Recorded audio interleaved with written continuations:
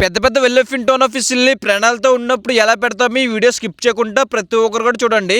Long wait day 3 fishing లోనైతే ఈ రోజు మా గేలానికి ఒక 60 కేజీల ట్యూనా ఫిష్ అనేది చిక్కిందన్న. ఆ చేప అనేది సముద్రం లోపల మెరుచుకుంటూ అయితే వస్తుందన్న. చూడండి మీరు కూడా ఎలాగైతే వస్తుందో. ఇలాంటి పెద్ద పెద్ద చేపలు పడేటప్పుడు అయితే మేము చాలా జాగ్రత్తగా అయితే లాగుతామన్న. అంటే ఏదైనా మిస్టేక్ అయితే ఆ చేప అనేది కొంచెం త్వరగా పోతుంది. ఫైనల్ గా చేప అనేది సర్కిల్ చేసి మా బోట్ దగ్గరికి అయితే వచ్చింది అన్న. చూడండి ఆ చేప అనేది సర్కిల్ అనేది ఎలాగైతే చేస్తుందో.